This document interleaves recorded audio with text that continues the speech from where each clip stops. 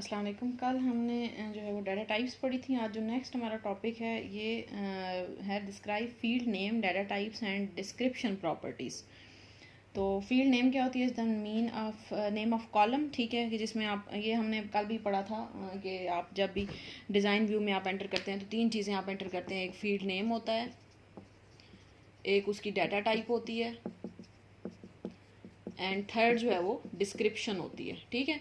तो ये वही चीज़ें हैं, ठीक है। फील्ड नेम हम पढ़ चुके हैं, क्या होगा, जो भी आपने फील्ड का नाम रखना है, ठीक है। जैसे फॉर एग्जांपल नेम है, रोल नंबर है, जो भी आपने फील्ड के नाम रखने हैं वो आप यहाँ पे इस जगह पे लिखते हैं फील्ड नेम में, ठीक है। डाटा टाइप में आप इसके डाटा टाइप बताएंगे, हम सारी डाटा टाइप्स पढ़ चुके हैं, आप उसके लिहाज से डिसाइड करेंगे। आप जैसे नेम है तो उसकी डाटा टाइप आप टेक्स्ट रख देंगे, रोल नंबर है इसकी डाटा टाइप आपने नंबर रख दी, ठीक है। तो आप इसके लिहाज से डाटा टाइप्स डिसाइड करते हैं। और डिस्क्रिप्शन जो होता है वो कमेंट्स होते हैं, आप इसके बारे में कुछ लिखना चाहते हैं, कुछ ऐड करना चाहते हैं कि नेम में क्या क्या आप लिख सकते हैं या कैसा कैसा नाम आप रख सकते हैं, तो वो आपकी मर्ज़ी है, लेकिन अक्सर आप इस फील्ड को खाली छोड़ देते हैं, ठीक है। तो ये दो चीज़ें हम फिल करते होते हैं, फील्ड नेम और डाटा टाइप, ठीक है। नेक्स्ट है what is field property, discuss different field properties in detail. Field properties are use to define how data will be entered, कि कैसे डाटा आप एंटर करेंगे, stored and displayed in MS Access. कि आपने field property होती है कि आपने, अब जैसे मैंने ये फील्ड एंटर की है नेम, तो अब इसके आगे डिफरेंट प्रॉपर्टीज़ में एंटर कर सकती हूँ, डिफरेंट इसके रिलेटेड चीज़ें होती हैं, हर फील्ड की डिफरेंट जो है वो कुछ ऑप्शंस होते हैं जो आपके MS एक्सेस आपको देते हैं, आप उनको चेंज कर सकते हैं अपने लिहाज से। लेकिन सेम वही बात है कि फिर हम इसको ऐसे कम ही होता है ऐसे कि हम इनको चेंज करें, यूजली आप वही रहने देते हैं जो कि लिखी हुई होती हैं, ठीक है। लेकिन फिर भी आपको पता होना चाहिए कि कैसे आप जो है वो इनको चेंज कर सकते हैं। ये इनकी डेफिनेशन एक तो फील्ड प्रॉपर्टी की कि use to define how data will be entered, stored and displayed, कि आपने आपका डाटा जो है वो किस तरह से एंटर होगा, वो वाली कौन कौन सी चीज़ें होंगी जो कि अफेक्ट करेंगे आपके डाटा को, ठीक है। तो आप डिफरेंट फील्ड प्रॉपर्टीज़ आपकी दी हुई हैं, इनमें जस्ट आप एक एक लाइन की डेफिनेशन ही हम सिर्फ करेंगे, ठीक है। फील्ड साइज़ है सबसे पहले, क्या फील्ड का साइज़ अपनी मर्जी से जो है वो चूज़ कर सकते हैं। अब फील्ड साइज़ वही अगेन है जो हमने कल पढ़े थे कि बाइट हो सकता है, इंटीजर है, लॉन्ग इंटीजर है, सिंगल, डबल, तो आप अपनी मर्जी से कोई भी फील्ड साइज़। अब और ये बात याद रखनी है कि ये जो प्रॉपर्टीज़ हैं हर फील्ड की अपनी अपनी होंगी, जैसे नेम है उसकी अपनी होंगी, रोल नंबर की अपनी होगी, नीचे क्लास है उसकी अपनी होगी, तो आप हर किसी की अपने लिहाज से चेंज कर, जरूरी नहीं है कि आपने सब पे एक ही टाइप की प्रॉपर्टीज़ लगानी है, हर किसी की अपनी अपनी फील्ड प्रॉपर्टीज़ होती हैं, तो आप आसानी से चेंज कर सकते हैं। जैसे आप नेम में जो है वो ज़्यादा साइज़ चाहिए तो आप उसका साइज़ ज़्यादा रख दें, रोल नंबर में कम चाहिए तो आप रोल नंबर का कम कर दें, ठीक है। तो हर किसी का अपना होगा, ठीक है। फील्ड साइज़ क्या होगा, जो आपने फील्ड का साइज़ बताने के लिए यूज़ करें। नेक्स्ट है फॉर्मेट। फॉर्मेट होता है कि specify the format of data it is displayed, it has 2 parts, for text and memo, ठीक है। इसको भी फिलहाल छोड़ दें, इसमें कोई नहीं खास बात नहीं। नेक्स्ट देखें डिफ़ॉल्ट वैल्यू, ये एक इंपॉर्टेंट चीज़ होती है, कल भी हमने पढ़ा था कि the value of all the record in a certain field is same, और default value can be set in this case, कि आपने कोई फॉर एग्जांपल ऐसी चीज़ है कि जैसे कल मैंने बताया था कि डिफ़ॉल्ट वैल्यू होती है जो कि पहले से आपने सेट कर दी कि ये ऐसी होगी, आपने इसको जो है वो एक दफ़ा से सेट कर, जैसे फॉर एग्जांपल अब क्लास है, तो अब क्लास की अगर कोई फील्ड है, ठीक है, मेरे पास, तो अब सबकी क्लास फॉर एग्जांपल मैं सिर्फ जो डाटा एंटर कर रही हूँ वो फर्स्ट ईयर का है, तो सबकी क्लास आ रहा है फर्स्ट ईयर ही होगी, फिर ऐसा तो नहीं है ना कि अब क्लास फर्स्ट ईयर का डाटा एंटर कर रहा है तो बीच में कोई सेकंड ईयर का स्टूडेंट आ जाए, ये नहीं हो सकता। तो ये मैं कर सकती हूँ कि इसकी जो डिफ़ॉल्ट वैल्यू होगी वो मैं सेट कर दूँ फर्स्ट ईयर, तो जब भी मैं टेबल के अंदर वैल्यू एंटर कर रही हूँ तो वो इसमें ऑटोमेटिकली क्लास में फर्स्ट ईयर लिखा हुआ आएगा, यानी कि मुझे बार बार लिखने की ज़रूरत नहीं पड़ेगी। या अगर किसी जगह पे आपने कोई वैल्यू सेट करनी है, किसी आइटम की प्राइस 100 है, तो अब वो बार बार वो आइटम यूज़ हो रहा है, तो आप उसकी वहाँ पे डिफ़ॉल्ट वैल्यू सेट कर दें 100, तो यानी कि ऐसी वैल्यू जो आपको पता है कि वही बार बार यूज़ हो, कि आप उसको डिफ़ॉल्ट वैल्यू के तौर पे सेट कर देते हैं, ठीक है। आगे इंडेक्सेस है use to create and obtain sort record faster, ये हम पीछे भी पढ़ चुके हैं इंडेक्सेस, तो इसकी सिर्फ आप डेफिनेशन ही कर लें, ठीक है। नेक्स्ट है field validation rules, specify the criteria for data entered in the field, a message can be display to user if data violates the rules, ये हम पीछे भी पढ़ चुके हैं कि आपने हम फील्ड के ऊपर रूल लगा सकते हैं। जैसे फॉर एग्जांपल मैंने ये रूल लगा दिया रोल नंबर के ऊपर कि ग्रेटर देन 100, तो अब इसके अंदर जो वैल्यूज एंटर होंगी वो 100 से ऊपर ही होंगी, यानी कि 101, 102, 103। तो अगर कोई यूज़र एंटर करेगा 99 या 98 तो वो गलत हो जाएगा, वो आपकी वहाँ पे एरर मैसेज आ जाएगी, जैसे लिखा है ना कि आप एक मैसेज शो कर सकते हैं अगर यूज़र गलत वैल्यू एंटर करता है, तो आप वहाँ पे मैसेज लिख सकते हैं, ठीक है। अब जैसे देखें यहाँ पे लिखा हुआ है for example a validation rule not equal to zero indicate that zero can not be entered in this record. अगर मैंने ये एंटर कर दिया नॉट इक्वल टू जीरो, तो इसका मतलब है कि इस रिकॉर्ड के अंदर जो है वो जीरो एंटर नहीं हो सकता। या अगर मैंने लिखा हुआ है लेस देन 50, तो इसका मतलब है कि अब इसके अंदर 50 से नीचे वाली वैल्यूज एंटर होंगी, यानी कि 49, 48, 47 इस तरह की वैल्यूज एंटर होंगी। ठीक है, नेक्स्ट है validation text use to display a message when a validation rule is violated. ये वही है कि अगर यूजर ने 51 एंटर कर दिया तो फिर एक मैसेज आप डिस्प्ले कर देते हैं, उसको वैलिडेशन टेक्स्ट कहते हैं। ठीक है, नेक्स्ट इनपुट मास्क है control the value of a record and set in the specific format. It is similar to the format property but displays the format on the data sheet. बस ठीक है, इसकी सिर्फ डेफिनेशन ही कर लें कि जैसे फॉर एग्जांपल इनपुट मास असल में छोटा सा मैं आपको एक्सप्लेन कर देती हूँ। जैसे फ़ोन नंबर है, तो फ़ोन नंबर में क्या होता है कि आपने सेट कर दिया कि 051 के बाद एक डैश आएगी, उसके बाद ये 5 कैरेक्टर आएंगे। ठीक है, तो ये इनपुट मास्क है। या फॉर एग्जांपल मैंने लिखा हुआ है वो पहले कोड वही लगाया हुआ है 92, फिर डैश है, फिर 051, फिर डैश है, फिर आगे 1 2 3 जो भी नंबर है। तो ये मेरे पास एक तरीका है लिखने का कि पहले 3 डिजिट आएंगे, फिर डैश आएगी, फिर आगे 5 डिजिट आएंगे। या इसमें पहले 2 डिजिट आए, फिर आगे डैश आएगी, फिर आगे 3 डिजिट आएंगे, फिर डैश आएगी और फिर आगे 5 डिजिट आएंगे।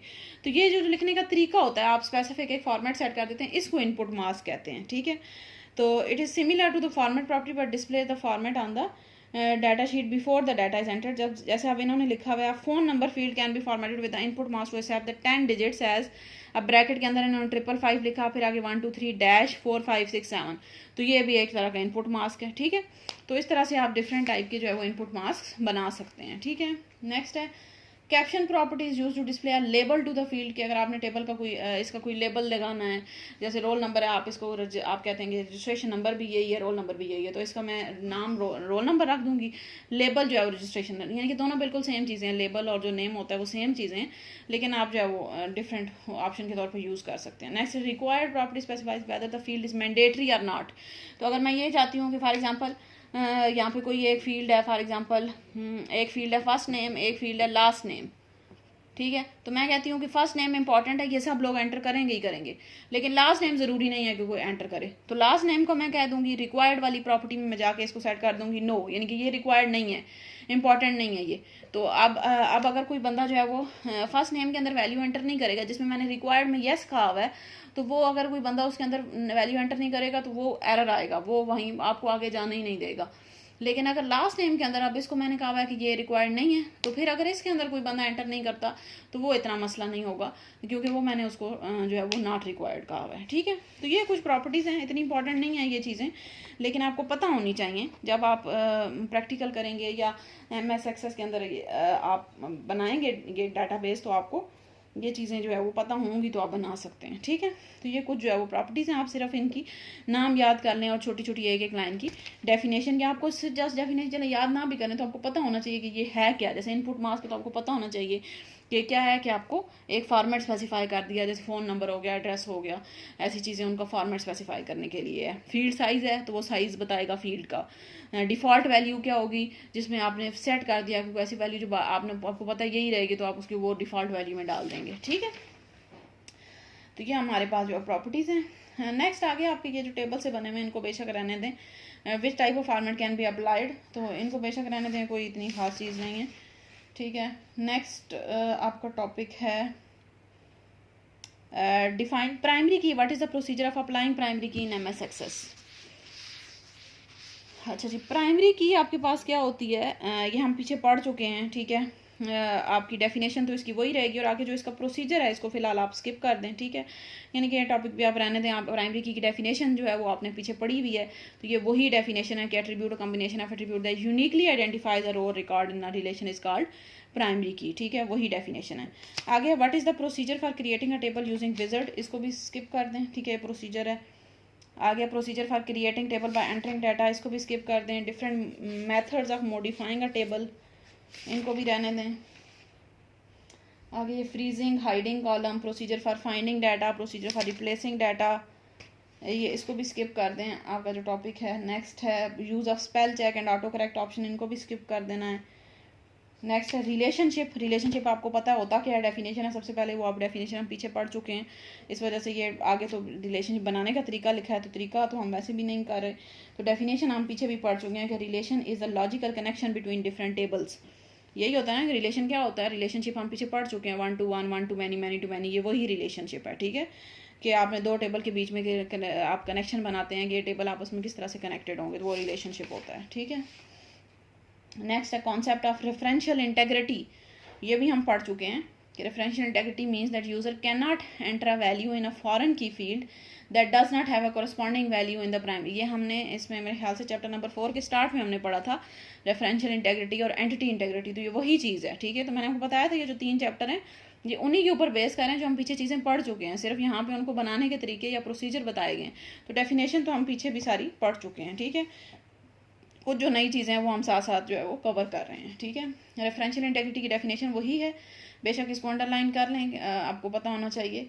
Means that user can not enter a value in a foreign key field that does not have a corresponding, यानी कि जब तक आपका पेरेंट टेबल में वो वैल्यू नहीं होगी आप उसको चाइल्ड टेबल में एंटर नहीं कर सकते, वो रेफरेंशियल इंटेग्रिटी होती है। ये हम पीछे डिटेल में कर चुके हैं। नेक्स्ट आपका है ये cascade update and cascade delete options, इनको देख लें, वैसे ये भी कोई इतनी खास चीज़ नहीं है।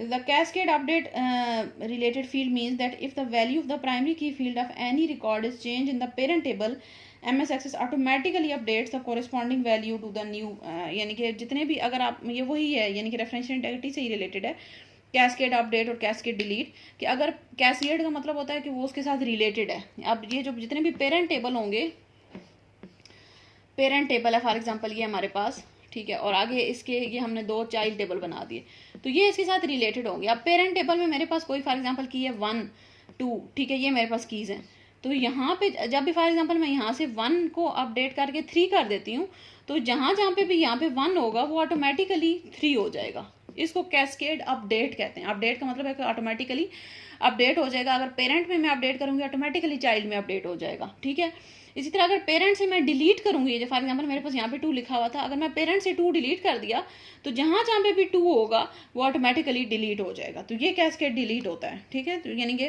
पेरेंट टेबल से अगर आप कोई चीज़ डिलीट करते हैं या अपडेट करते हैं, चेंज करते हैं, तो वो जहाँ जहाँ पे चाइल्ड टेबल में वो लिखी हुई होगी वो वहाँ पे भी डिलीट या अपडेट हो जाएगी। ठीक है, अच्छा नेक्स्ट है व्हाट इज सॉर्टिंग, ये भी हम पीछे पढ़ चुके हैं। तो प्रोसेस ऑफ अरेंजिंग डाटा, ठीक है, 2 तरह के होते हैं, एक असेंडिंग सॉर्ट है, डिसेंडिंग सॉर्ट है। असेंडिंग कौन सी होती है, जो अब छोटे से बड़े की तरफ, यानी कि जब 1 2 3 ये असेंडिंग होगी, और अगर 3 2 1 लिखा है तो ये हमारे पास डिसेंडिंग होगी। लार्जेस्ट, ये लिखी हुई है डेफिनेशन के, ascending is technique in which the smallest data is placed at first position, और डिसेंडिंग में होता है जिसमें largest data is placed at first position. ठीक हो गया।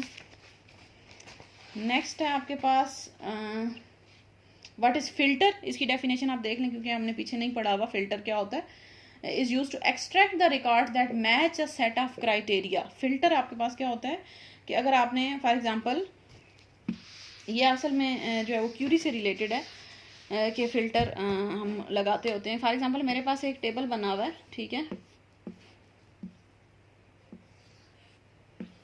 ठीक है, ये टेबल बना हुआ है, इसमें मेरे पास यहाँ पे स्टूडेंट्स के रोल नंबर हैं, नेम है, ठीक है, क्लास लिखी हुई है, कुछ भी। यहाँ पे फॉर एग्जांपल मेरे पास मार्क्स हैं, ठीक है,